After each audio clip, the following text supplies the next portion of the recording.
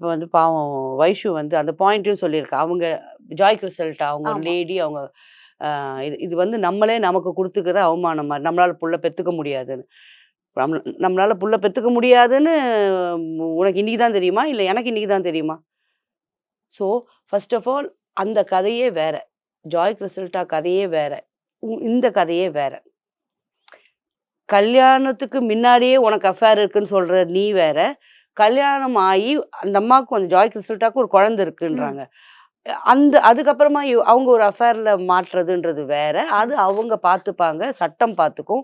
நீ வந்து எனக்கு வந்து ஜாய் கிறிஸ்டல்டா வந்து அவங்களுக்கு வந்து நான் வந்து அவங்க வந்து நான் அப்ரிஷியேட் பண்றேன். அவங்க வந்ததால நீங்க சம்மந்தமே இல்லாத 2 கேஸுக்கு சம்மந்தப்படுத்தி பேசக்கூடாது. அண்ட் இப்ப ஜாய் கிறிஸ்டல்டா வந்து என்ன அடிச்சிருக்காரு. என் காது ஜவ்வு போயிருக்குது. போயிடுச்சு. ஆமா. இதெல்லாம் அன்னைக்கு என்ன பண்ணிட்டு இருந்தீங்க?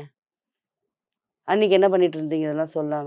இத தானே கேட்டுட்டு இருக்கேன். இந்த மீ டூன்றதுல வந்து, ஏம்மா அப்போ நடந்ததெல்லாம் இப்ப வந்து சொல்றீங்க, அப்ப நடந்ததெல்லாம் இப்ப வந்து சொல்லி கேட்டுன்னு தானே இருக்கிறேன். இப்ப இத யார் கேட்கறது? ஜாய் கிறிஸ்டல்டாவ கூட்டின்னு வாங்க. நான் இன்டர்வியூ எடுக்கிறேன். ம். ஏம்மா இதெல்லாம் அன்னைக்கு எங்கம்மா போச்சு? அன்னைக்கெல்லாம் சம்மந்தப்பட்டு வாழ்ந்தீங்க. இப்ப கூட வந்து அவரு ஏன் வரமாட்டேங்கிறாரு வெளில?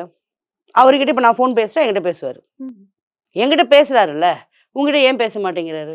என்னன்னு உட்கார வச்சு தீர்வு இல்லாத ஒரு ஒரு பிரச்சனை. பிரச்சனையே இருக்காது. கண்டிப்பா. இல்லையா? எல்லாத்துக்கும் ஒரு சொல்யூஷன் இருக்கும். நீ அந்த சொல்யூஷன தேடி போ. அந்த சொல்யூஷன் தேடி போ. அத விட்டுட்டு எல்லாத்துக்கும் லா இருக்கு, லா இருக்கு. லாக்கு நெறைய வேல இருக்கு.